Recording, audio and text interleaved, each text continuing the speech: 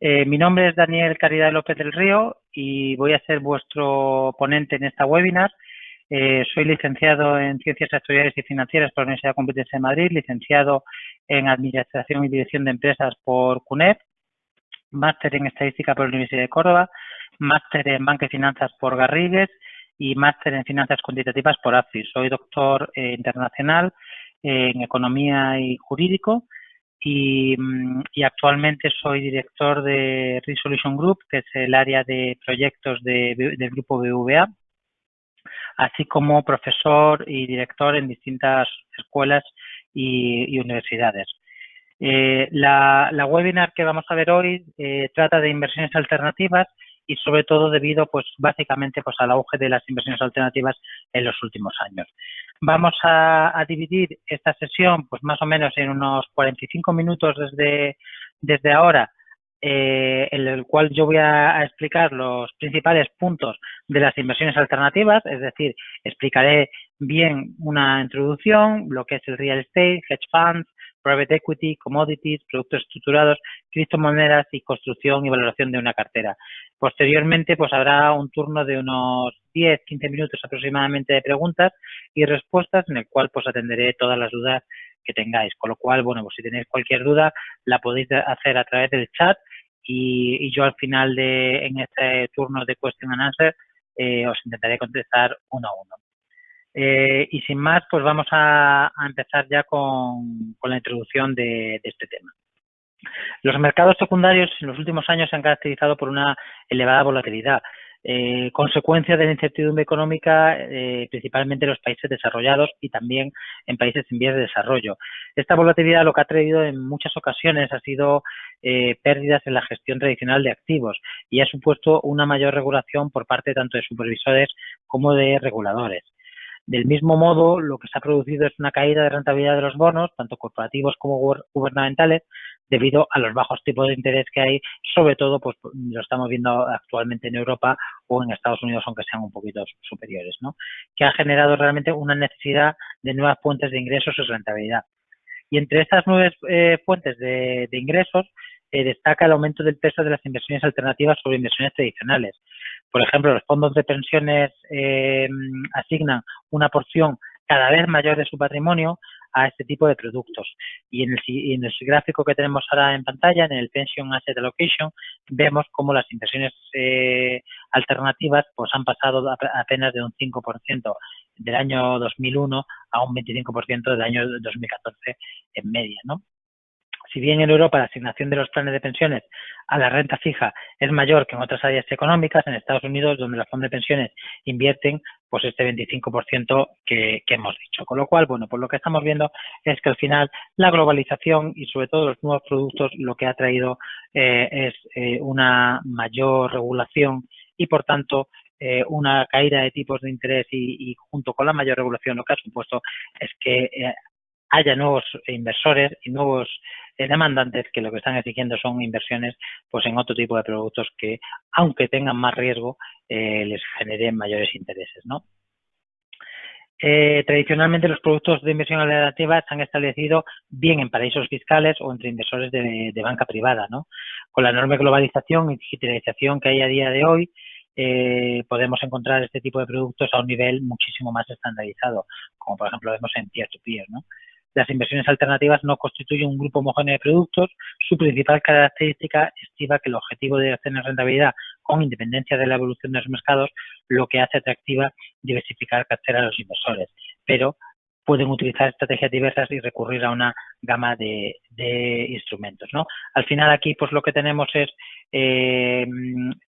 intentamos, cuando hablamos de un producto alternativo, evitar lo que es la propia tendencia de mercado. Al final, si invertimos en una acción o en un bono corporativo, al final vamos a tener siempre un grado de correlación muy elevado con el sector o con el mercado o con el índice que esté relacionado. Las inversiones alternativas, su principal característica estriba en eso, en esa diferencia y en esa alternativa que hay hacia productos con una correlación entre ellos bastante mayor, ¿no? La mayoría de los distintos productos comparten a su vez distintas propiedades, que es la baja liquidez y la dificultad de medir los rendimientos. bueno, o sea, no todos son mayores rendimientos, sino que a pesar de tener mayores rendimientos, bueno, pues hay mayor dificultad también en medirlos y existe también una baja liquidez. O sea, muchos de estos productos o bien cotizan o bien son difíciles de comprar la cotización o bien se negocian en mercados over the counter, ¿no? Y en cuanto a las características de las inversiones alternativas, que ya les estaba adelantando, pues está la baja liquidez, y eso es debido principalmente a los retornos de la inversión alternativa, que incluyen una prima de liquidez, obviamente. La diversificación, pues básicamente dado para que la mayoría de las inversiones alternativas están mínimamente correladas con rendimientos de acciones y bonos, y son una buena herramienta de diversificación para una cartera de acciones y bonos, ¿no? Costes derivados de due diligence y los costes asociados con la investigación y el seguimiento de este tipo de inversiones pueden ser altos debido a la propia complejidad y o transparencia de este tipo de productos.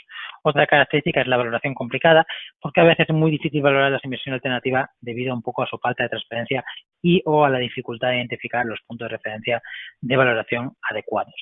Y por último, el acceso a información, ¿no? Los mercados de inversiones alternativas son menos eficientes desde el punto de vista de información que la mayoría de los mercados de valores.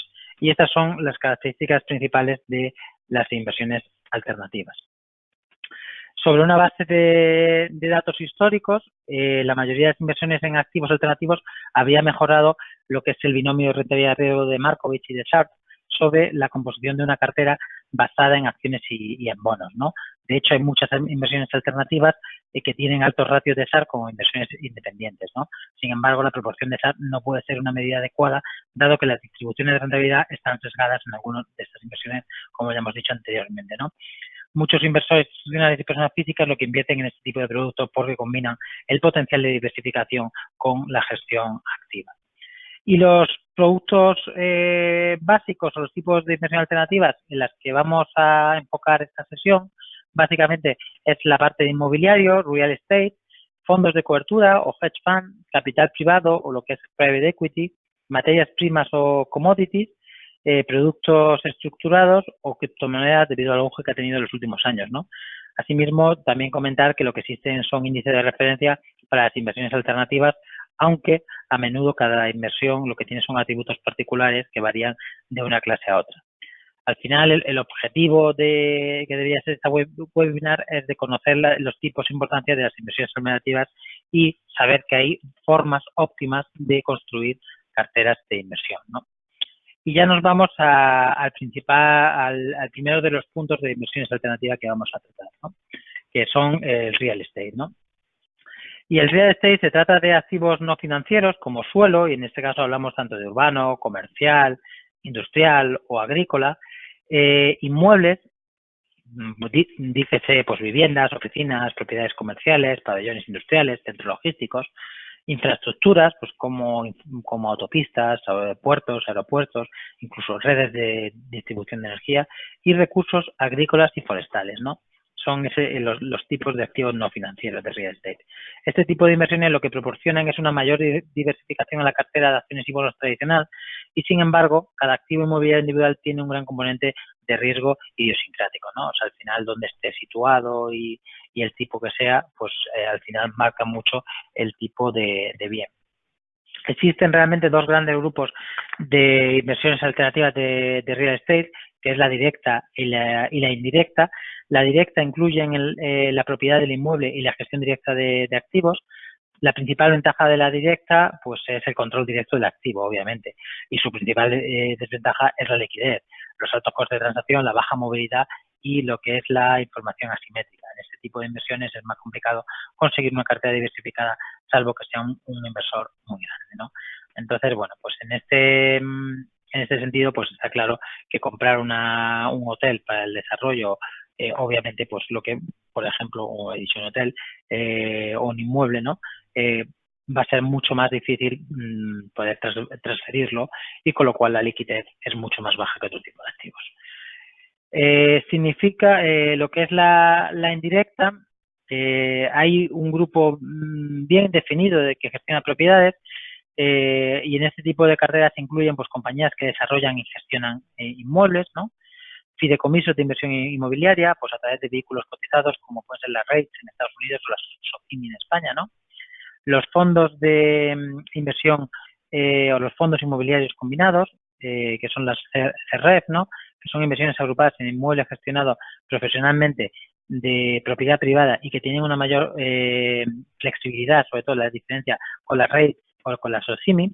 Los fondos de infraestructura, que realmente lo que proporcionan es inversión privada en proyectos públicos como escuelas y hospitales con flujos de caja garantizados en el futuro. Y básicamente estos son los principales tipos de inversiones de real estate indirecta, ¿no? El principal índice de referencia para las inversiones directas es el Consejo Nacional de Inversiones Inmobiliarias Fiduciarias, ¿no? Este índice ponderado por la valoración de las propiedades comerciales utilizando pues, muestras basadas tanto en la ubicación geográfica como en el tipo, bien sea comercial, industrial, etcétera. Al final los valores se obtienen periódicamente, generalmente anualmente, por lo que la volatilidad del índice es baja. El índice se publica trimestralmente, ¿no? Y para la inversión indirecta, el principal benchmark es la Asociación de Fideicomisos de Inversión Inmobiliaria, el NADIF. Este índice está ponderado por la capitalización de los REITs negociados en la New York Exchange Stock o en el AMEX, ¿no? Y es similar a otros índices basados en transacciones. Y básicamente, pues este es lo que os quería comentar sobre real estate, ¿no? Disculpad. Bien. La segunda inversión alternativa que vamos a tratar son los hedge funds, ¿no? Y los hedge funds son realmente vehículos de inversión privados con políticas de inversión más flexibles y menos restricciones que las tradicionales, ¿no? El término hedge fund se aplicó por primera vez en 1949 a un fondo gestionado por Alfred Wilson Jones que combinaba posiciones en valores cortas y largas con el fin de realizar realmente una cobertura de la cartera frente a los movimientos de mercado. Y bueno, y la palabra hedge lo que se refiere es la capacidad del fondo para cubrir el valor de sus activos, ¿no? Y al final lo que se trata es de obtener una rentabilidad mayor que otros productos de inversión mediante la aplicación de múltiples estrategias, las cuales pueden incidir en el uso de apalancamiento y derivados. Obviamente, cuanto más apalancados nos estemos, tenemos mayor riesgo y realmente pues vamos a requerir un mayor rendimiento, ¿no? Y obviamente los derivados lo hacemos para paliar estos riesgos y para intentar pues tener una cobertura y que si por lo que sea una inversión pues no se hace bien, pues podamos en algún momento pararla o por lo menos amortizarla, ¿no? Una de las estrategias más comunes en hedge fund es la estrategia que se llama estrategia largo-corto en renta variable, ¿no? Y el long-short equity lo que combina son posiciones cortas y largas en renta variable y apalancamiento en una misma cartera de inversión. Es el tipo de estrategia realmente de hedge fund más utilizada, ¿no? En términos generales, los gestores utilizan modelos de inversión basados en algún tipo de análisis fundamental que les da valores intrínsecos para activos determinados. Al final, si el valor de mercado observado en estos activos es menor que el valor intrínseco, pues el fondo lo que tomará es una posición larga, pues se espera beneficiarse de subidas en el precio del activo. Y si por el contrario, si el valor de mercado es mayor que el valor intrínseco estimado, lo que el fondo tomará una posición corta en el mismo. Lo que espera es beneficiarse de la caída de los precios. Como veréis en este gráfico, pues el índice de bonos es una estrategia que se podría aplicar con un índice de bonos del Tesoro a 7 y 10 años, donde se ve la rentabilidad y se ve la variación del índice, ¿no? Otra de las estrategias que se utilizan bastante en cuanto a hedge fund es el arbitraje. Y al final el arbitraje, las estrategias de arbitraje, lo que constituyen es un segundo grupo de las denominadas neutrales al mercado, ¿no? Estas técnicas lo que tratan es de explotar las discrepancias en el precio entre valores que están estrechamente relacionados. Lo que se suele reducir es el riesgo, ¿no? Algunas estimaciones indican que cerca del 20% de los activos totales de las inversiones alternativas está invertido en estrategias relacionadas con el arbitraje. Con lo cual, bueno, pues hemos hablado anteriormente de la estrategia de largo corto en renta variable, la long short equity, y lo que es el arbitraje, pues efectivamente también estamos viendo que es otra de las estrategias de hedge fund más utilizadas. Al final su rendimiento parece estar por debajo de la media de este tipo de fondos, pero por encima de algunas lagunas de referencia significativas del mercado. Bueno, aquí lo que se están es con el arbitraje, obviamente como la palabra indica, lo que se está intentando es intentar conseguir sacarle un beneficio al mercado, a una ineficiencia o una inoperatividad del mercado, ¿no? Las estrategias más importantes respecto al arbitraje son las que tenemos en pantalla. El arbitraje con bonos convertibles lo que trata de tomar es una ventaja de la valoración discutible de una acción que incluye el valor convertible de acciones emitido por una entidad, normalmente bonos convertibles, con lo cual, gracias a esto, pues realmente, y lo podéis ver en el primer gráfico, se consigue algún tipo de rendimiento, ¿no? Habitualmente el gestor lo que compra es el bono convertible y vende a corto el correspondiente valor, ¿no? De este modo, al final del periodo correspondiente, lo que se adquieren son acciones a cambio de un bono y lo que se devuelve es el préstamo en acciones que se había tomado al principio. Con este tipo de estrategias, lo que se suele obtener es flujo de caja positivos con independencia de la evolución del precio de la acción en el periodo de referencia. Al final, lo que estamos es intentando pues ganar esa diferencia de valoración, ¿no? Más que un precio de una valoración del precio de la acción, ¿no? El arbitraje de renta fija es otra de las estrategias más comunes y al final lo que persigue es capturar valoraciones erróneas que se producen en los mercados de renta fija y los derivados asociados y dentro de los mismos, ¿no? Al final aquí lo que se trata es de explotar las anomalías de la curva de tipo de interés, las diferencias de volatilidad se pueden arbitrar con futuros sobre bonos versus el activo subyacente, por ejemplo, y finalmente lo que se pueden aprovechar son las lagunas fiscales, ¿no? Al final con este tipo de estrategia, pues bueno, pues estamos también normalmente se necesita un gran apalancamiento para generar resultados significativos y este apalancamiento al final lo que se basa es en una operación repo, con lo que al final de la liquidez de estos fondos muchas veces estamos en manos de sociedades de valores de miembros del mercado, ¿no? Por último, otra de las estrategias más comunes es la estrategia de arbitraje estadístico y bajo esta estrategia se trata de detectar parejas de activos cuyos precios están altamente correlacionados en las que se haya producido una desviación respecto a la relación histórica. El rendimiento de esta estrategia se obtiene cuando el precio de los activos revierte a dicha relación histórica. Al final, como es habitual, el gestor comprará el activo infravalorado y venderá el sobrevalorado. Este tipo de estrategias utiliza su análisis de las técnicas clásicas de series temporales, ¿no? Por tanto, al final, pues hemos visto distintos tipos de estrategias, como pues, las estrategias de largo y corto y las estrategias de arbitraje. La siguiente estrategia que vamos a ver son las estrategias dirigidas por acontecimientos de mercado, ¿no? Y lo que se persigue aquí con este tipo de estrategias de hedge fund es extraer un beneficio de acontecimientos concretos, bien sean como quiebras, fusiones o adquisición de entidades, en básicamente, ¿no? En este grupo de estrategias destacan dos tipos que son las que vemos en pantalla, que son aquellas que se centran en valores con dificultades y otras que realicen el arbitraje en operaciones tales como fusiones. Los valores en dificultades, realmente lo que el gestor del fondo lo que invierte son en valores, pues bien sea deuda o bien sea acciones, pero de empresas que se encuentran en dificultades financieras y que en teoría son baratos. Hombre, al final cuando tienes una empresa en dificultades, pues el precio no es el mismo, ¿no? Estas empresas pueden estar en diversas situaciones próximas a una declaración de quiebra o como Estados Unidos Chapter 11, ¿no? Reorganización a causa de una quiebra ya producida o en fase de recuperación desde una quiebra, ¿no? La compra de valores se realiza únicamente si el gestor está convencido de que la reorganización o reestructuración de la compañía se va a realizar de forma satisfactoria y de que la compañía volverá a ser rentable, lo que derivaría en una revalorización sobre los valores adquiridos. Por lo tanto, el riesgo y la rentabilidad depende de estrategias basadas en las habilidades del equipo gestor, ¿no? Otra de las estrategias dirigidas a acontecimientos de mercado sería el arbitraje de fusiones. Al final, los gestores lo que tratan es de aprovechar que se produce en el precio de un valor con motivo de una fusión o una adquisición, ¿no?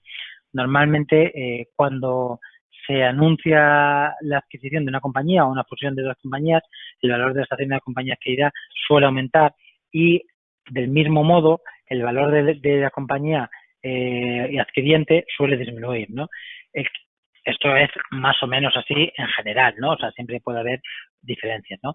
El crecimiento en el precio de las acciones de la compañía adquirida en el mercado no suele alcanzar un precio que la oferente está dispuesta a pagar, ya que el mercado lo que descuenta es cierta la probabilidad de que la operación no finalice como se espera.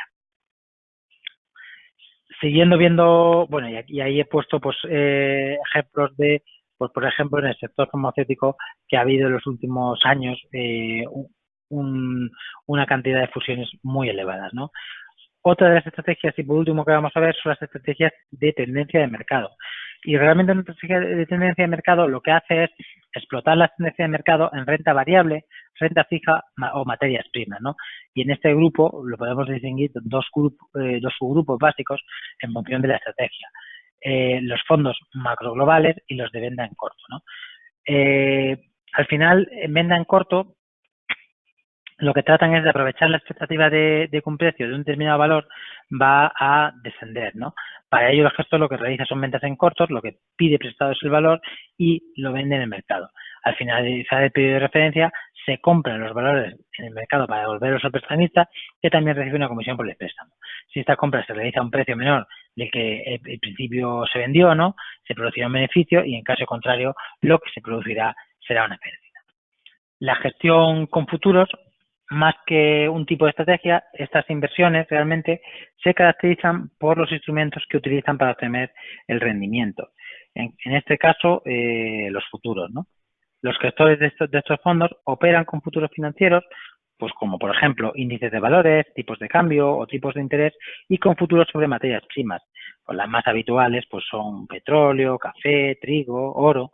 La mayoría de los gestores lo que utiliza es un análisis fundamental, un análisis técnico o una combinación de ambos con el fin de detectar comportamientos históricos que se pueden modelizar matemática o estadísticamente y que se pueden recurrir, que pueden volver a ocurrir en el futuro. Y de eso es de donde se van a intentar beneficiarse, ¿no?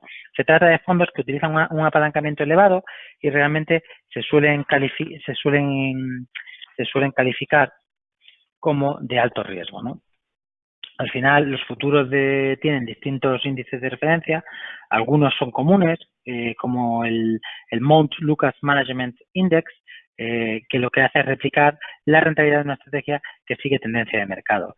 Las estrategias usualmente lo que incluyen es el uso de posiciones largas y cortas, utilizando reglas comerciales basadas en cambios de los indicadores económicos, ¿no? Y técnicos. Otros índices de referencia son como los índices CTA publicados por el Centro de Valores Internacionales y los mercados de derivados, que son índices basados en fondos de futuros gestionados por compañías comparables. Lo que pueden utilizar son rendimientos ponderados en dólares o ponderados por igual, ¿no? De base de datos de cuentas administradas por separado, ¿no? La mayoría de proveedores de estos índices de fondo de cobertura lo que tienen un subíndice de valores en dificultades. Los índices de referencia en esta tarea pues tienen las mismas características que los fondos de cobertura. Y hasta aquí pues hemos llegado con la parte de hedge fund y vamos a pasar al siguiente de los tipos de inversiones alternativas que estamos dando en este curso. Y la siguiente sería lo que se llamaría el private equity, ¿no? Al final, pues el private equity lo que se refiere son a las instituciones que invierten en otras empresas privadas con alto potencial de crecimiento a cambio de controlar un porcentaje de la empresa o de las acciones, ¿no? La inversión alternativa en private equity incluye las empresas de nueva creación a empresas privadas de tamaño, pues bien sea mediano o grande, pequeña no suele ser habitual, y a la inversión privada en entidades públicas, ¿no?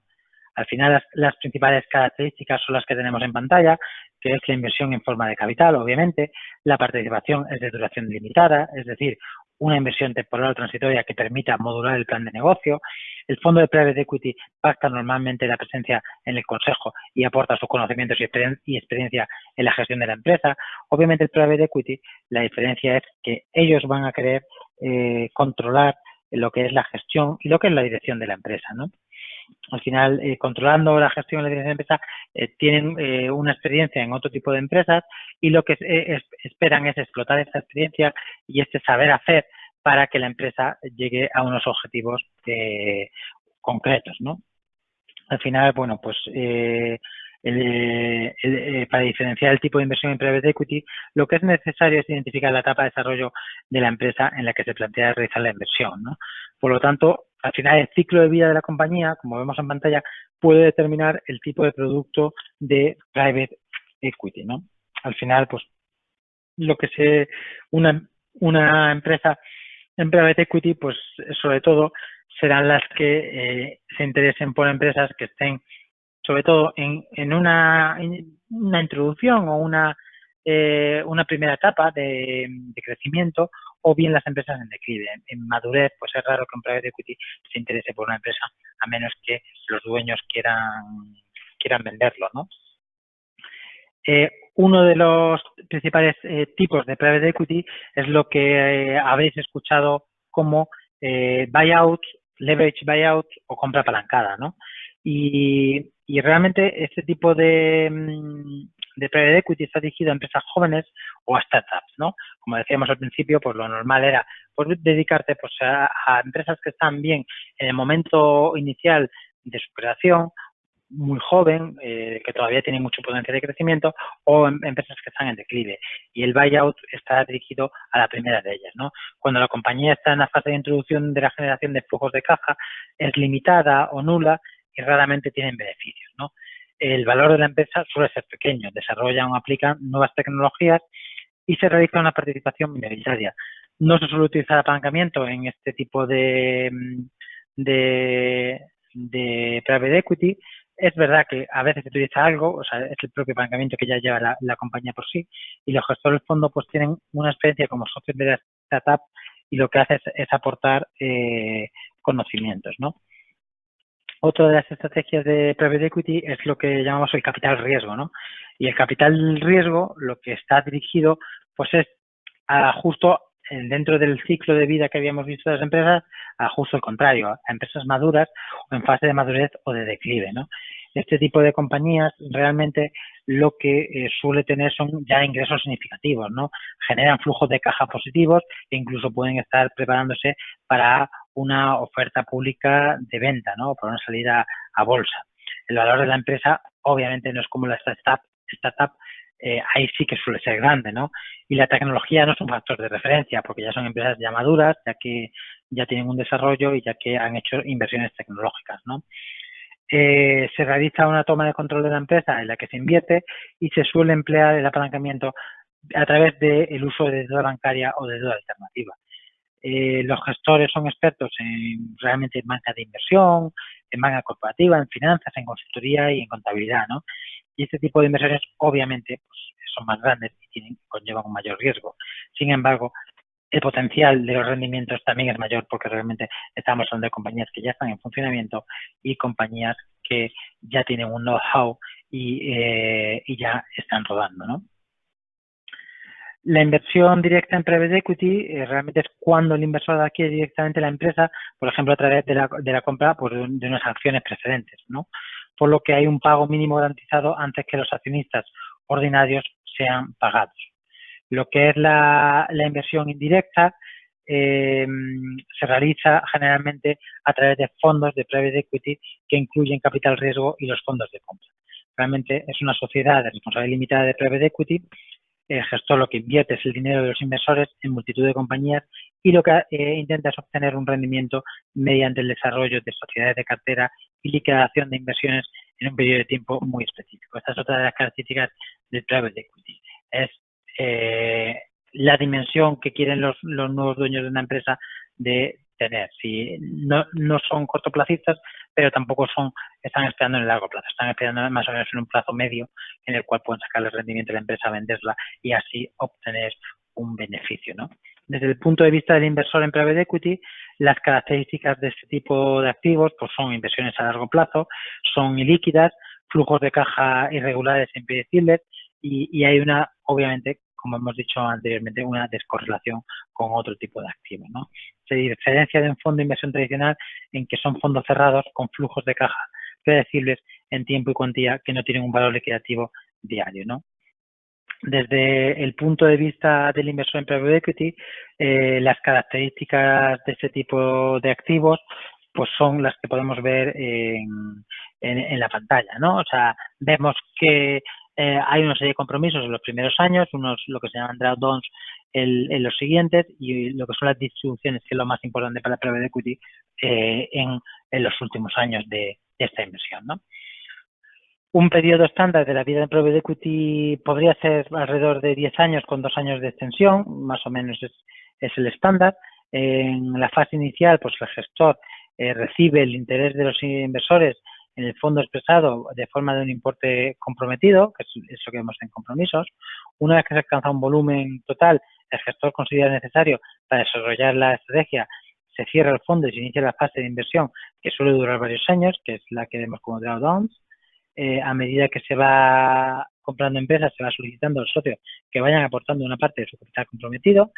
Es bastante habitual que el periodo de inversión sea aproximadamente unos 5 años, aunque puede haber realmente inversiones de seguimiento en alguna empresa que se extiendan algo más de tiempo, ¿no?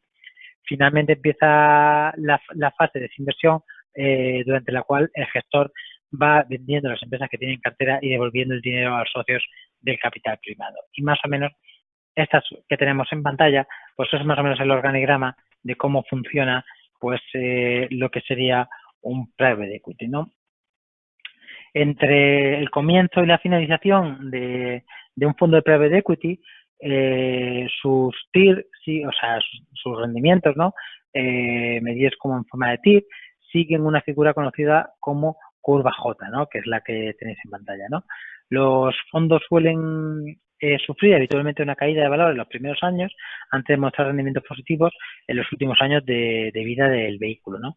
Este fenómeno es habitualmente más pronunciado para los fondos de private equity porque lleva más tiempo crear valor en los mismos, ¿no? La forma de la curva se explica por los costes de constitución y de gestión por un lado y por políticas de valoración de activos seguidas por los gestores por otro.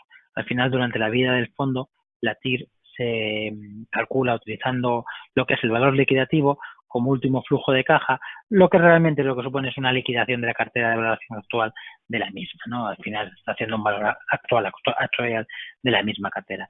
Al final, por lo tanto, lo que es la TIR depende de la política de valoración de activos que siga el gestor, ¿no? Habitualmente las provisiones por deterioro o quiebra de un proyecto son más habituales en los años iniciales, mientras que las revaloraciones de las inversiones exitosas se producen más bien hacia el final, cuando la labor del gestor ha permitido crear y se acerca más el momento de venta, ¿no?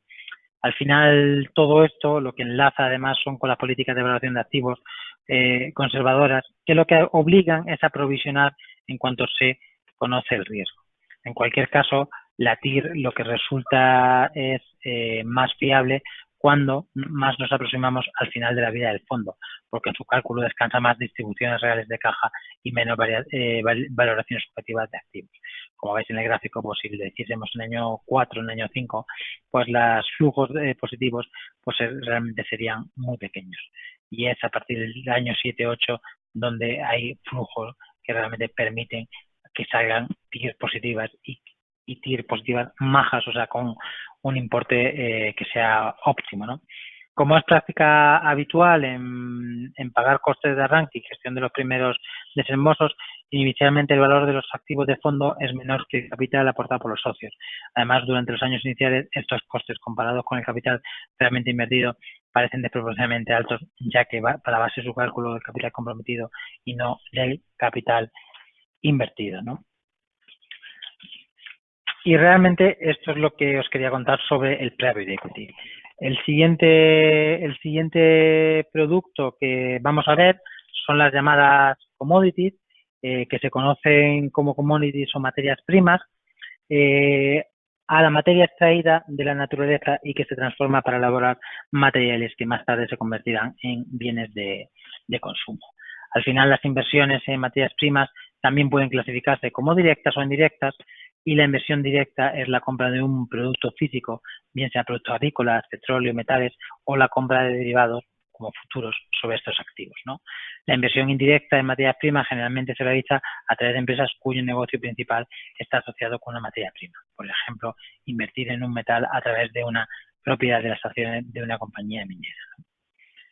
Las inversiones tanto en futuros sobre materias primas como en empresas cotizadas relacionadas con materias primas son bastante líquidas, especialmente si se comparan con otras inversiones alternativas, básicamente, ¿no? Las principales características de las commodities es realmente la baja correlación que tienen con acciones y bonos, así como la sensibilidad del ciclo de negocio. Si bien la mayoría de ellos tienen realmente una correlación positiva con lo que es la inflación, ¿no? Este tipo de características especiales que las commodities lo que proporcionan es realmente una buena diversificación para una cartera, ¿no?, de un inversor. Realmente son activos homogéneos o fungibles disponibles en grandes cantidades, y aquí tenemos como soft commodities, como productos agrícolas, y aquí podemos contar los que queramos: el trigo, el maíz, el café, el azúcar, el algodón, el cacao, la soja, etcétera, ¿no? Productos ganaderos como la tripa de cerdo o el ganado, o lo que son las hard commodities, ¿no?, que son básicamente las industriales, y aquí nos encontramos como el cobre, el plomo, el zinc, el aluminio, el níquel, el estaño o el acero, o preciosos, pues ya nos vamos más al estilo del oro, plata, platino, paladio, etcétera, ¿no? O lo que son productos energéticos, y aquí pues básicamente son petróleo, gas natural, lo que es la electricidad, materiales de construcción, pues otro tipo de commodities, y al final los mercados de las materias primas tienen muchos índices de referencia. La mayoría de ellos lo que asumen es una estrategia basada en futuros. Por ejemplo, hay un índice de materias primas muy conocido, que es el Dow Jones PS y el Standard & Poor's Commodity Index, que representan rentabilidades asociadas con posiciones largas en futuros. Al final los índices incluyen exposiciones en la mayoría de las materias primas y, sin embargo, pueden variar ampliamente respecto al propósito y composición de lo que es el método de valoración de las clases, ¿no?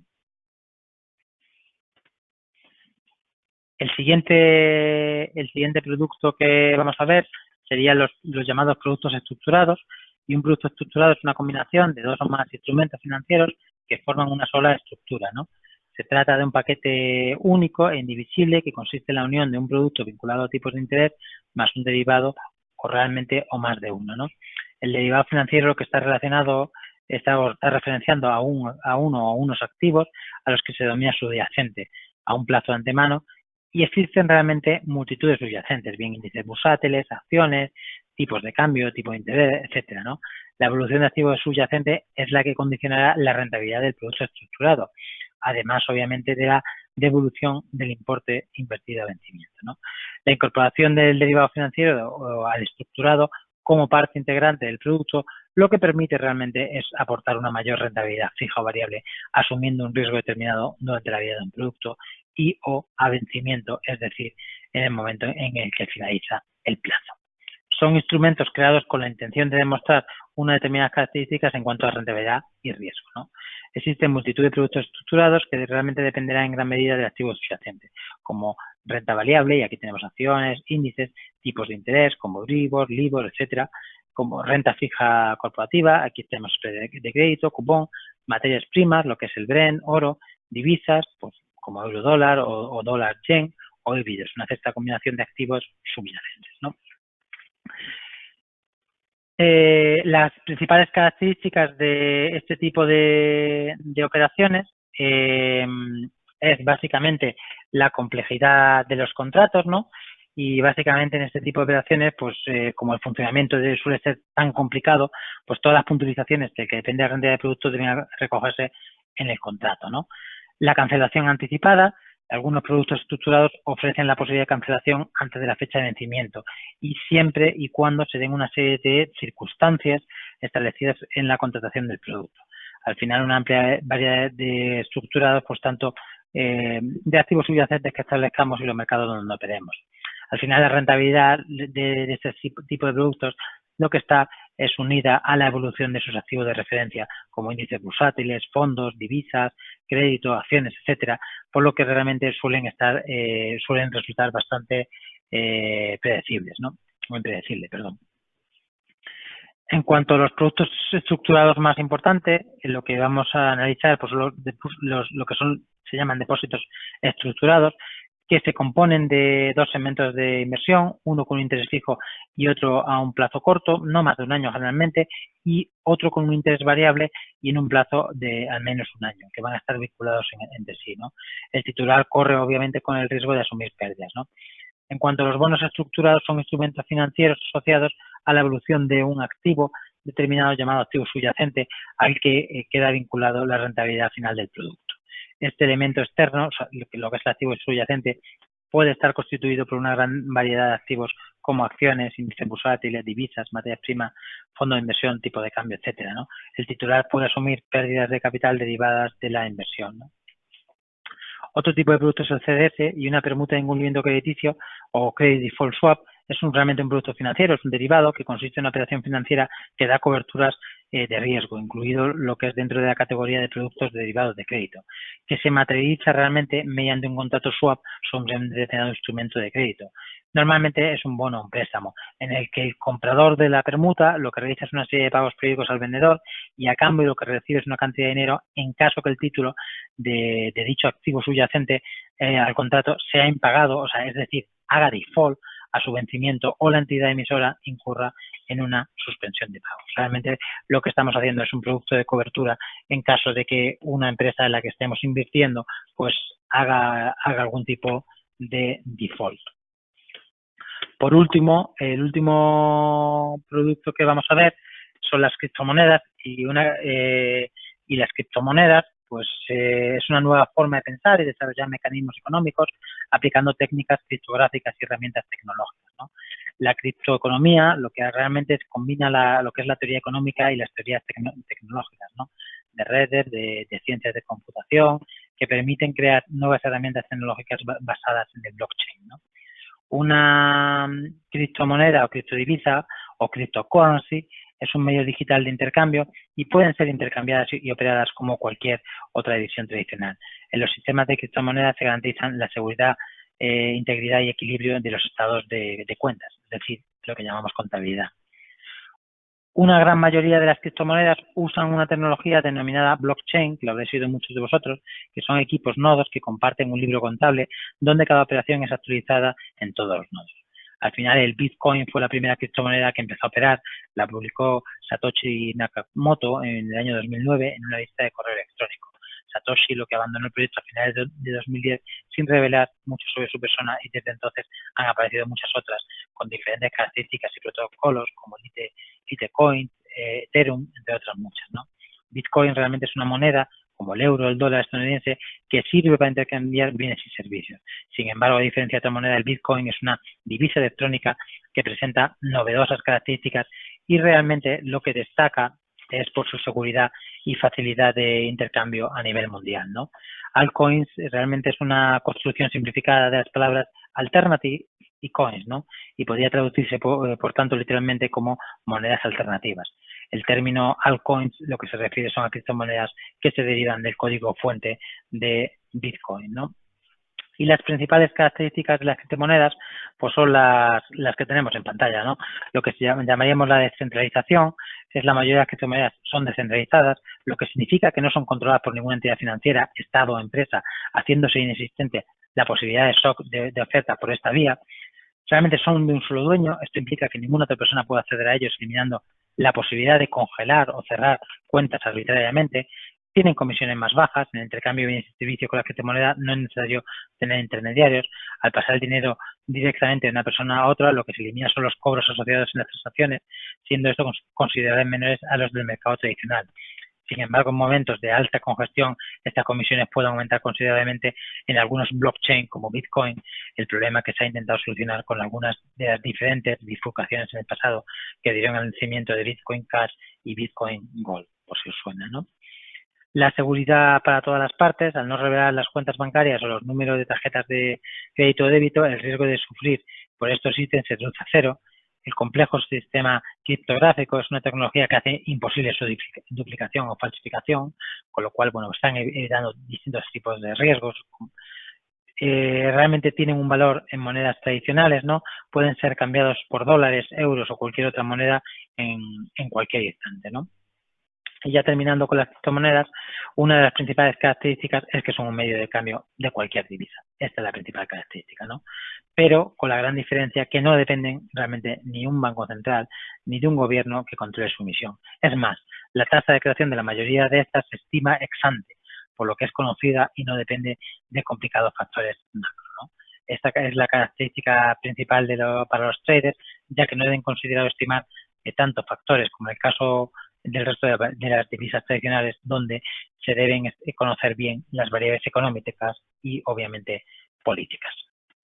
Y ya por último, en los últimos 4 o 5 minutos, vamos a ver lo que es la construcción y valoración de una cartera. Y básicamente el diseño de las carteras eficientes, bueno, hasta aquí lo que hemos hablado es de los distintos tipos de productos, pues ahora vamos a decir, oye, pues ya que tenemos todos estos productos, vamos a ver cómo construimos una cartera, tanto de productos tradicionales como de productos de inversión alternativa y un mix de ambos, ¿no? Al final, el diseño de carteras eficientes se involucra siempre en un proceso de optimización, ¿no? Si bien el planteamiento es conceptualmente fácil desde el punto de vista de compresión, su reducción en la práctica no es un absoluto trivial, ¿no? A la hora de construir una cartera, pues es muy importante tener en cuenta tanto la diversificación como la sistematicidad de gestores, pues la selección de gestores es fundamental, la expresión de rentabilidad entre los mejores y los peores es realmente muy grande, mayor en todo caso la que se da en los fondos de inversión tradicionales, y es fundamental seleccionar gestores con experiencia que realmente sean capaces de generar valor con independencia del ciclo económico. Esto realmente, obviamente, es complicado. El tipo de private equity, pues la combinación de primarios, secundarios y coinversiones.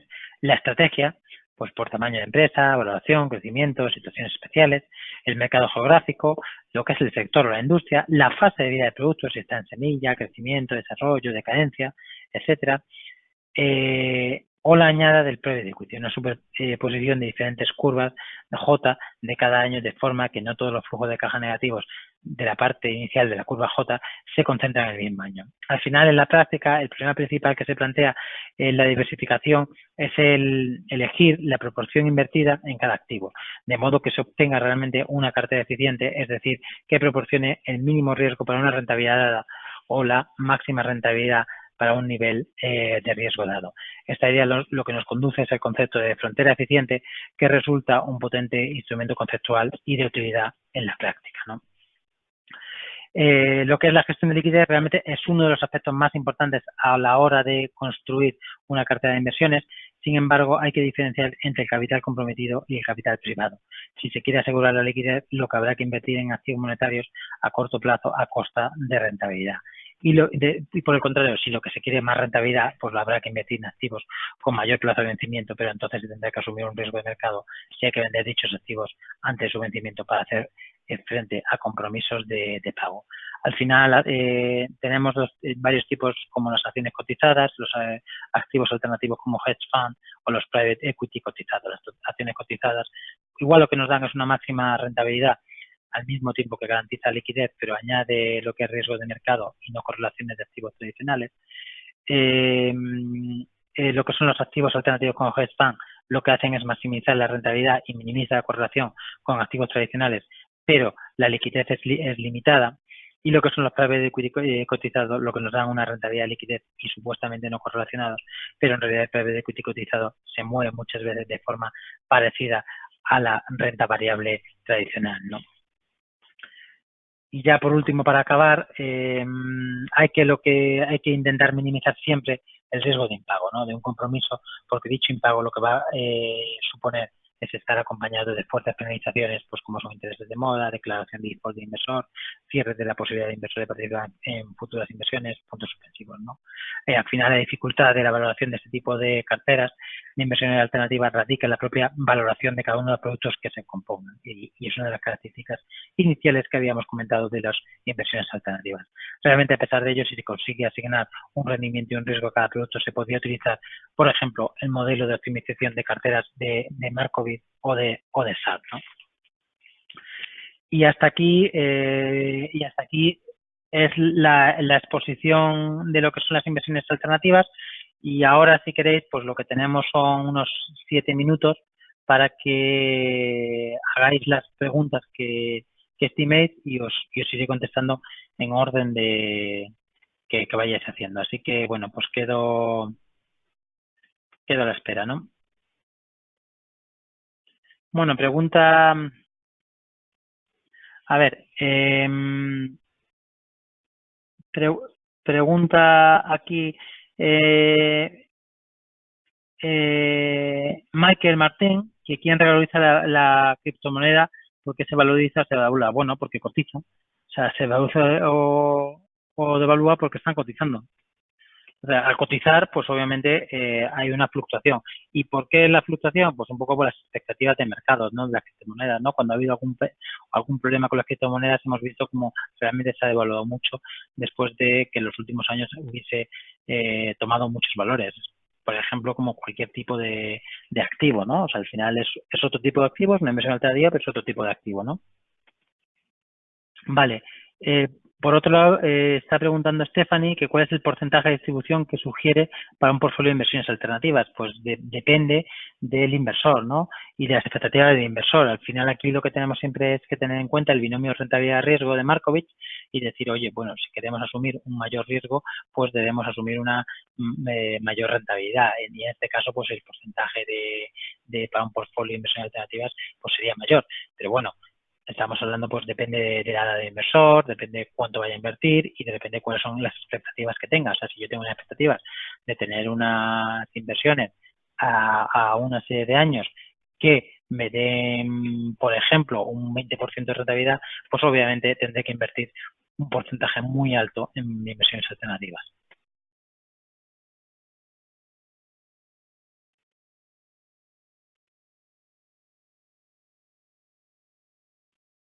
Más preguntas que tengáis, Michael, Jorge o Stephanie.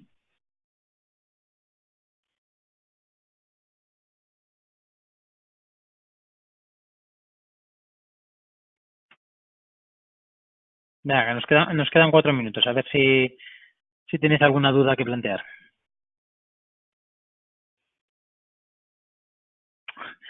Bueno, Raimundo pregunta que a un plazo de 10 años con 100.000 euros, ¿cómo lo distribuirías?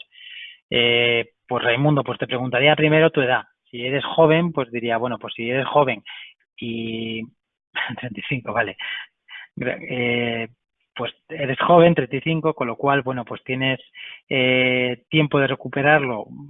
Si en el caso de posterior a 10 años quieres pues, invertir, igual pues te aconsejaría pues una inversión pues de un 25% o 20-25% en inversiones alternativas, igual a un 30, un 40% en lo que serían acciones y el restante 30% aproximadamente en bonos, pero con un perfil de persona joven, pues que lo que estoy esperando es un mayor rendimiento y que no me preocuparía volver a invertir o aguantar un poquito más la inversión en caso que en 10 años no tuviese el rendimiento que yo esperaba, ¿no?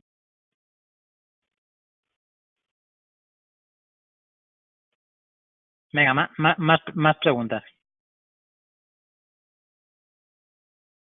A ver, preguntaba Carla Salas que cuál sería la mejor inversión para una empresa pequeña que necesita liquidez.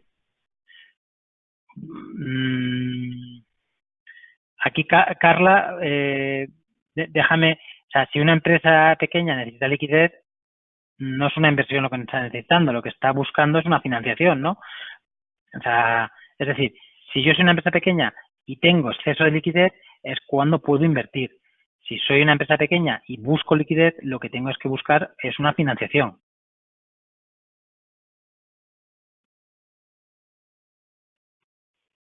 ¿Entiendes cuál es, no? O sea, si digo, yo soy una empresa pequeña y tengo un exceso de liquidez, bueno, pues puedo plantear algún tipo de inversión en hedge fund o una inversión en private equity. Soy una empresa pequeña y necesito liquidez, lo que necesito es un préstamo o igual algún tipo de lo que es financiación alternativa, pero por eso vamos a diferenciar bien lo que es la financiación alternativa de lo que es la inversión alternativa. Por un lado, es la liquidez que tengo, dónde la invierto, y por otro lado necesito liquidez, con lo cual voy a pedir la liquidez, ¿no?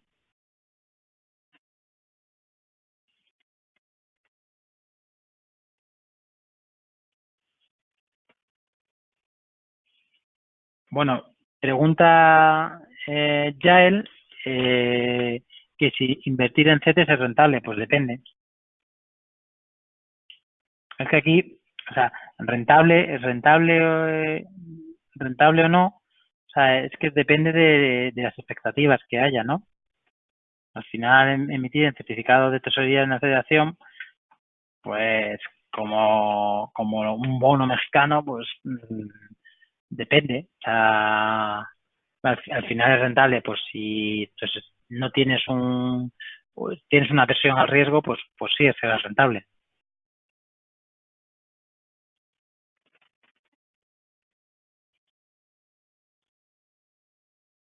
Más preguntas. Sí.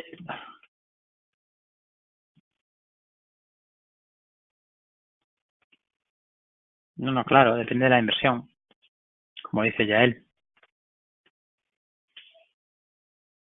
Venga, estamos en tiempo de responder a la última pregunta. Am, ¿Cómo está la valoración de mercados en cuanto a la incertidumbre de una caída de valores a nivel mundial ahora mismo? Hombre, ahora mismo, John, lo que tenemos es una volatilidad bastante elevada, ¿no? Entonces, dependiendo de los mercados, pues hay bastante volatilidad. Entonces, una caída de valores, por ejemplo, de valores tradicionales, afecta obviamente a todo. En este caso, la principal característica, y he repetido en esta sesión, de las inversiones alternativas es su menor correlación con las inversiones tradicionales, ¿no? Entonces, bueno, pues efectivamente, al tener una menor correlación, pues en caso de una caída mundial de valores, pues las inversiones alternativas se comportarían mejor. Pero también al revés, ¿no? O sea, si hubiese una subida brusca porque mejoren las perspectivas económicas en países o en regiones desarrolladas, pues como Estados Unidos, Europa o China, pues al final, igual lo que son inversiones alternativas, igual no crecerían igual el mismo rendimiento, ¿no?